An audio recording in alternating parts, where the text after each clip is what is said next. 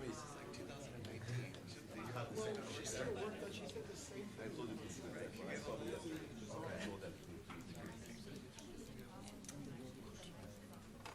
you have another port on your computer? Oh, there you go. Okay. It's just that maximum evening there. Apart the clusters and the wire. Okay, so I want to also add my gratitude. Thanks so much to the organizers for the invitation to speak here. This has been a great trip so far, and I'm excited to learn more about genome dynamics and architecture, because as you may see in my talk, it's not my primary research focus. But I want to talk about dimensionality reduction, not in machine learning, but in moving from 3 dimensions to lower dimensional spaces, and how this can help promote protein assembly. And we've already heard a couple of examples of self-assembly, which is ubiquitous in cell biology. We've heard about how the polymerase has to assemble with transcription factors on DNA to initiate transcription, and how the proteins self-organize with the nucleic acids into these condensates to form very dynamic assemblies. And what I want to try to illustrate today is how by changing the dimensionality of your search, you can really benefit the assembly process. Okay, and so I think one of the best characterized examples of dimensionality reduction in biology is in the genome, and it's in how the transcription factors, for example, can search for their promoters, and through a combination of 3-dimensional searching in space and hopping, and 1-dimensional sliding along the DNA. Am I moving this around too much? Just try to use the main mic, and you won't have any trouble. Okay. Just stick with the stationary one. Okay, so, and I think one of the reasons this is so well characterized, so this is the theory was from the early 80s on Berg and von Hippel, is there's also been quite a bit of experimental characterization that has demonstrated that indeed proteins do combine both 3-dimensional hopping, and I know that these are some examples, there's probably a lot more examples. They combine 3-dimensional hopping with 1-dimensional sliding, so this has been observed experimentally. So another place where you can reduce your dimensionality is on a membrane. So now instead of going to essentially a 1-dimensional search, you're transitioning to a 2-dimensional search. And this is, again, a very old problem. So this is actually one of the original problems by Delbruck in the 60s. And what the primary focus early on was kinetics. So if you have a ligand searching for a receptor, should it do a 3D search? Or should it absorb non-specifically to the membrane and then do a 2-dimensional search? Although in 2 dimensions, you're going to be diffusing much more slowly. So what's the relative advantage? And only actually more recently has the focus turned to not so much the kinetics of the search as the fact that by moving to 2 dimensions, you're increasing your relative concentration, so you're going to spend more time, you're going to increase your probability of being in the actual bound state. Okay, so for us, we're interested in self-assembly, and this is a slightly more general version. In both of those previous examples, the target was stationary. So it was either already on the DNA or it was already on the membrane. And so we're interested in problems where you have multiple components, and they can start off in 3-dimensional solution, and they can diffuse around, and they can both reversibly bind to this lower dimensional substrate. And then there's also can be multiple copies of them, so you can have lots of red and lots of yellow components, and so you, by transitioning them to lower dimensions, you could potentially dramatically increase the relative concentration. And so actually I'm going to be talking about really how proteins can exploit sticking to the membrane, 2 dimensions, rather than the genome, but I like to think that the same ideas should apply to assembly in some of the systems we've already heard about, where you're moving on to where you can exploit a 1-dimensional DNA, 1-dimensional like DNA substrate. Okay, and so I want to briefly motivate the types of systems that have motivated our research in this area. And the primary one is clathrin-mediated endocytosis. And so this is an essential process through which the whole goal of endocytosis, so this is the membrane, this black line. This is the outside of the cell, the inside, and this blob thing here. This is a transmembrane receptor, and the entire purpose of endocytosis is to internalize this receptor to the inside of the cell. And the reason for that is because the receptor is either bound to nutrients that we need, like iron, or because the receptor has bound to a ligand, like a neurotransmitter, and the signal has been propagated, and now the receptor needs to be cleared off the membrane. And so this is what endocytosis achieves, so it's essential. And these yellow dots that I'm showing here are specific lipids, phosphatidylinositol, that are essential for endocytosis. So you don't have endocytosis without these specific lipids, and they're only 1% of plasma membrane lipids. Okay, so let me just go through the steps. You have, this is what the goal is. So you have, the way that this is achieved is you have proteins in the cytoplasm, so this is the top side, and they target these lipids specifically. So they don't target the receptor, they really localize through binding the lipids, and then once they're down there, they bind the receptors.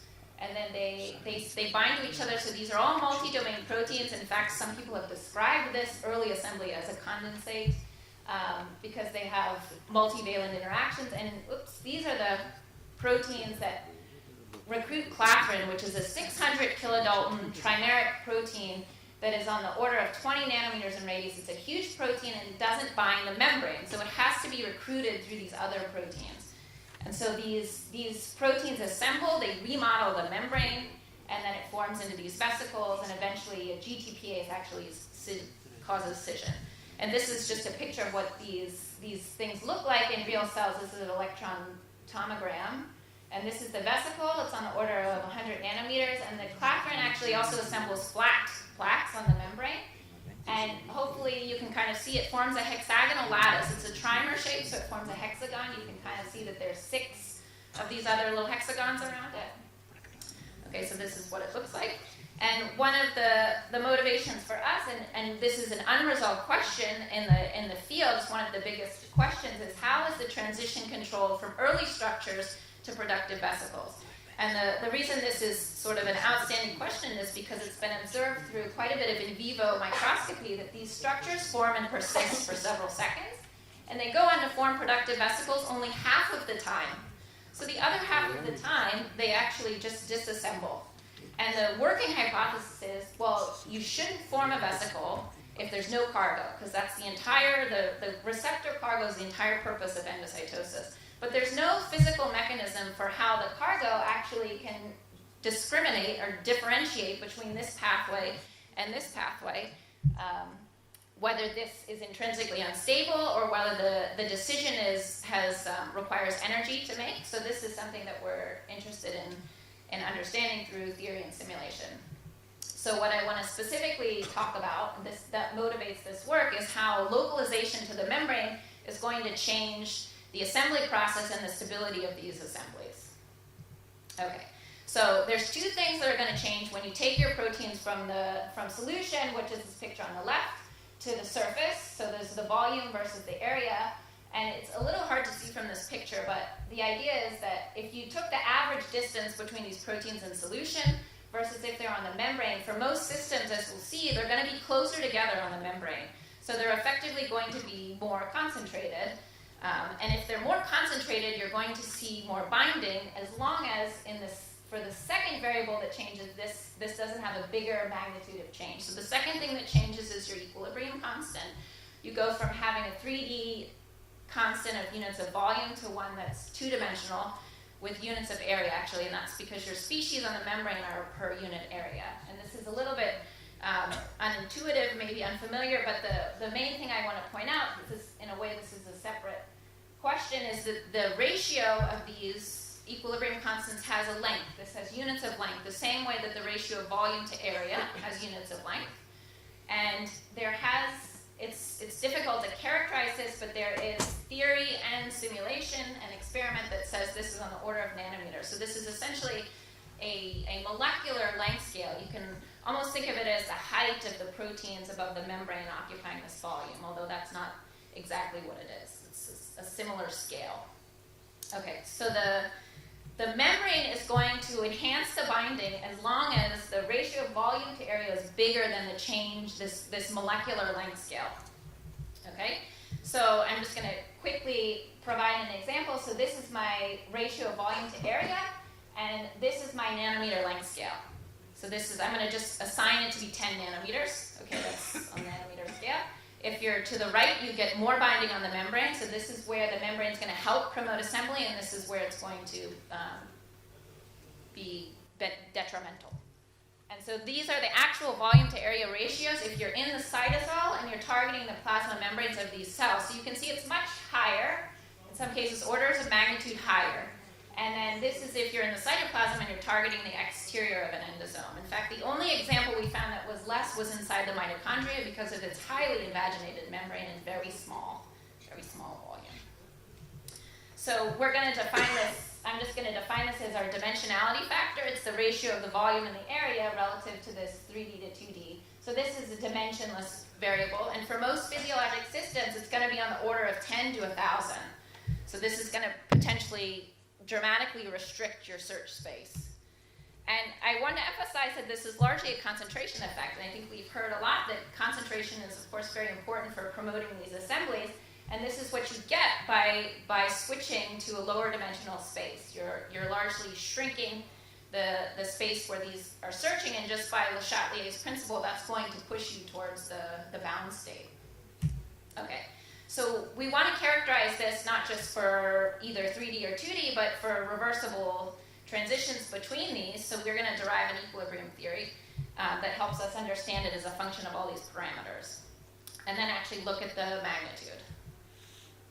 Okay, so in order to come up with a very tractable, simple theory, we're going to have a very simple model. So we have two proteins and they bind reversibly to one another, and this is their equilibrium constant, KAPP. And then we only have one other component in the system, and it's the lipid. So protein 1 can reversibly bind the lipid, KAPM is its equilibrium, and so can protein 2. And then because they can form structure, they can bind and then bind the membrane, there's actually seven binary equilibria that involve three-dimensional searches. Okay, so these are all the equilibrium, these are the same equilibrium constants. And so these are all per volume searches. And then there are actually three that involve the membrane. So now we have both our proteins on the membrane. Now they're doing a 2D search. So in this case, they can exploit the reduced dimensionality, and this is where we're using our 2D equilibrium constant. This is this H parameter. Sorry, I changed it to sigma, but this is H, basically. You have to specify this. And this was actually something I didn't sort of anticipate at the beginning, which is that protein complexes can also do a two-dimensional search for a lipid. And so both of there's actually three reactions that are two-dimensional, and these are all going to exploit the reduced dimensionality. So this is actually effectively cooperative, so that if you bind your first lipid, your second lipid is now 2D, so you sort of have a cooperative effect. Okay, so this is the full model.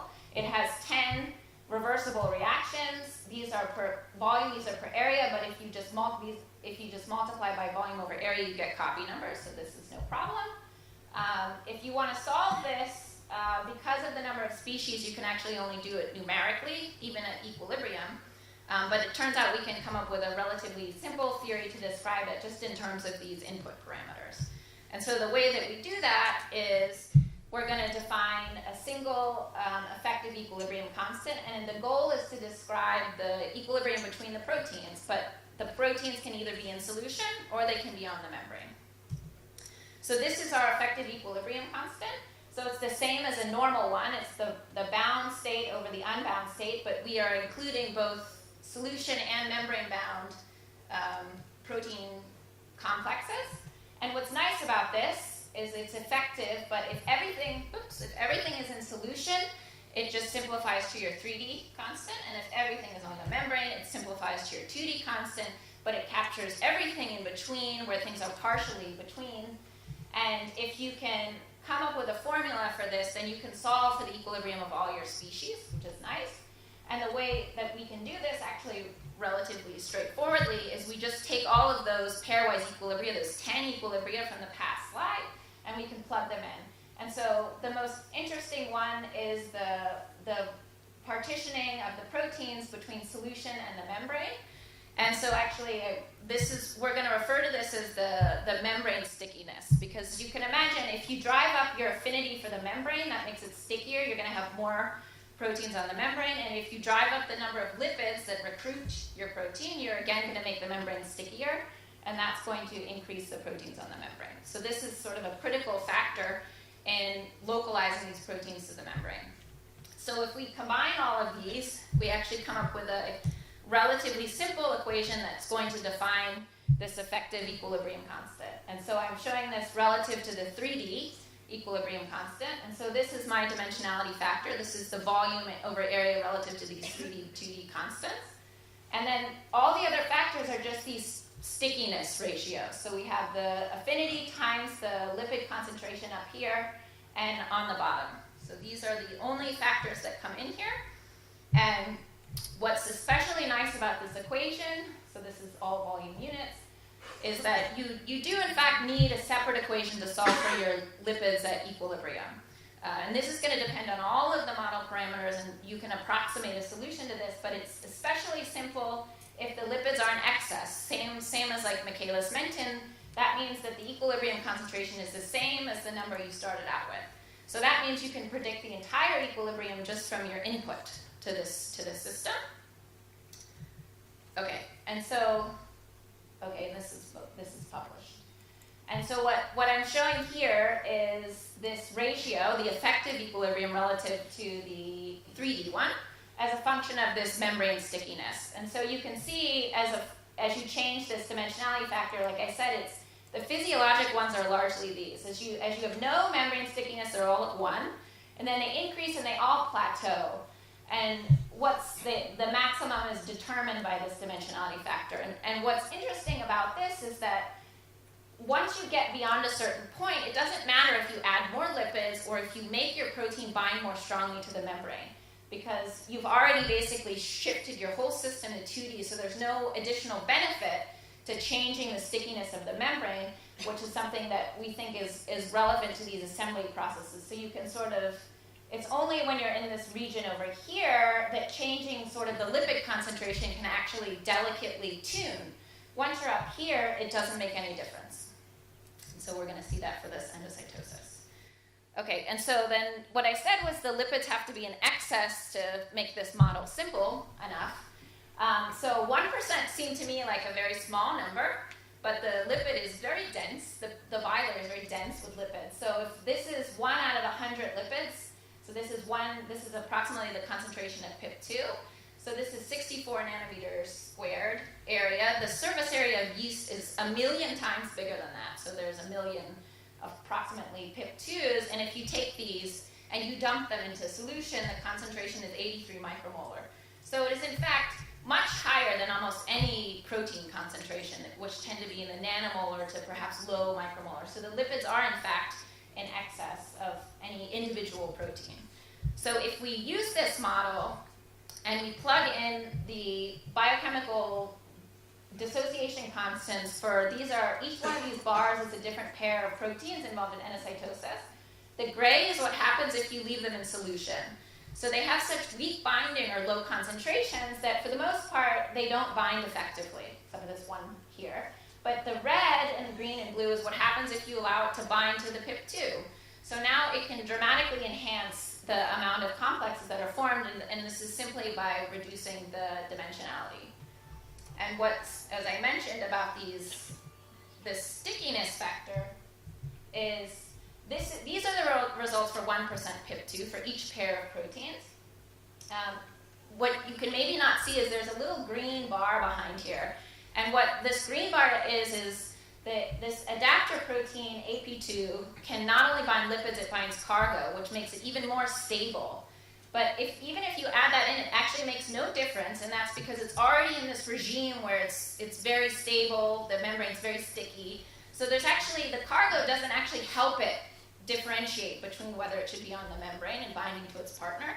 So only if you drop the lipid concentrations, then you actually start to see that the cargo can actually help it differentiate between being bound to its partner. So it's not like, it's not huge, but it's substantially different than what happens. So as you drop the lipid concentration, it becomes much more sensitive to these other factors that can help stabilize it on the membrane. So we think that the lipid concentration is an important parameter for controlling the stability of these things on the membrane. So let's see, almost done.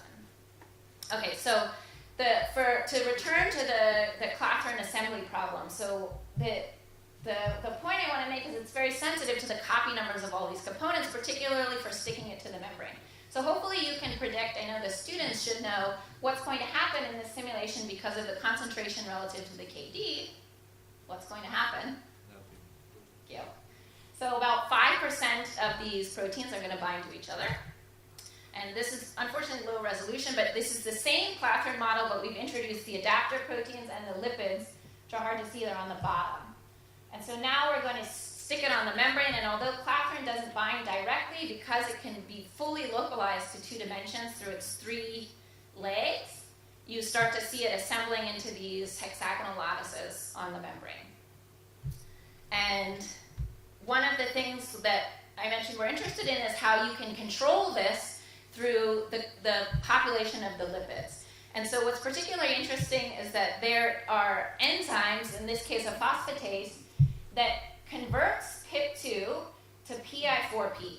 And these adapter proteins don't bind PI4P. So if this phosphatase is active enough, you can actually chew up all of your links to the membrane, which should, as a result, destabilize. And it's particularly interesting because these phosphatases are localized specifically to endocytosis through a separate protein-protein interaction.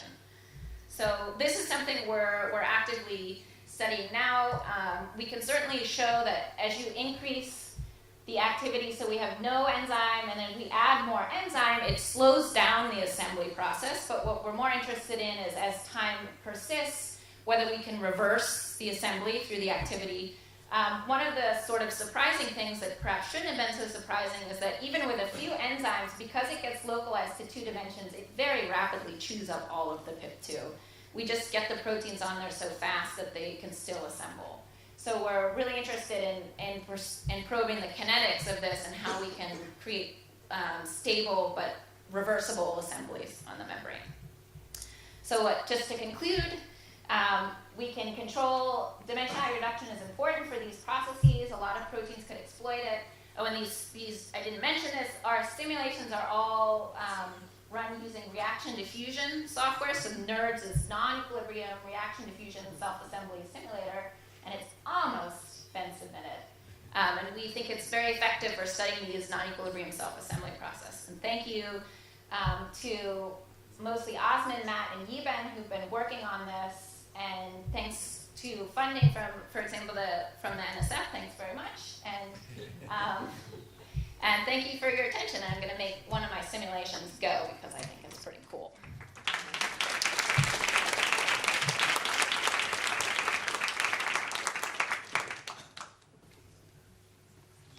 Yes. Okay, any questions? I have one. Do you want me to just yell? Yeah, Okay, we're fine. now. Yeah, really interesting. With regard to the formation of a pocket, I'm curious. Have you characterized what the cluster size distribution is? Because in some regards, you can imagine like if they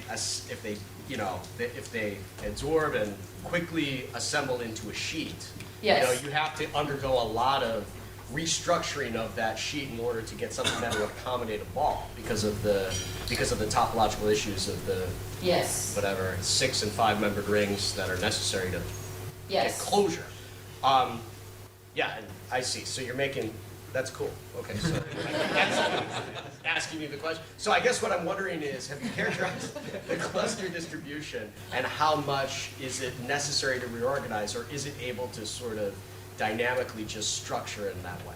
Yeah, so it's a great question. So we can, and we have looked at the cluster distribution, but one of the things that we have an experimental collaborator, Jean Stakoviak, who's been studying this, is that we don't actually know. So you can say it's 100 micromolar for the pairwise, but then there could be cooperativity, especially because it forms these rings, and actually the rings are very hard to reverse. And so we don't know exactly how reversible and how dynamic the remodeling of those rings are, but we can simulate them and we can add cooperativity into the model. So what we really want to do is take her data and then we can fit it with this model and then actually say, much more confidently how dynamic the remodeling actually is. And of course, we don't have the membrane dynamics in here yet, but we're working on it.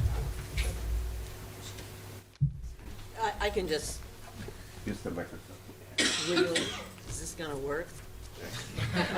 Okay, you didn't say much about the, I don't care. No, go away. You didn't say much about the membranes that you looked at, but I thought it made a real difference about the percentages of like the cardiolipids that you have in a membrane, because those really are more deformable. And that might, if you look at that based on the membrane composition, you might see some interesting correlations. Yes, so I think cardiolipin is not important for this because I don't think it's in the plasma membrane. But for sure, the lipid composition is important because certain lipids favor, particularly this kind of positive, I always get it mixed up, I think it's the positive curvature that's induced. And in fact, the PIP2, which from our perspective is localized by the protein, so it doesn't have to previously create a domain, is that the distribution of PIP2 can also help it to bend the membrane. But in vitro, all you need is the PC membranes, and you add in the PIP2, and Clathrin will deform it into a vesicle. Okay. We got one more question? Yeah. I'm somewhat confused by the dimensionality of your simulation, including this last one that you just showed. But that one's just regular 3D. That's regular 3D. Yeah. But the other one too, you could see the assembly stay completely in the plane, Yes, yes. but still shift over each other. So is it 2D? Is it 3D? Is it quasi 2D? Oh, so this one, I think you can't see the three-dimensional, but these are not actually on top of each other. And this one is just fully 3D. There's never any, but in the other ones, it can localize to 2 dimensions, and we don't, so we can actually specify the degree to which the binding sites volume exclude. So sometimes when it's faster to simulate it, and we allow it to have some overlap if the sites are already bound, which is not ideal. So we can slow down the simulations and make it fully volume excluding, so then it would never have any kind of overlap. But yeah, that's it. All right, well, thanks, Margaret, again.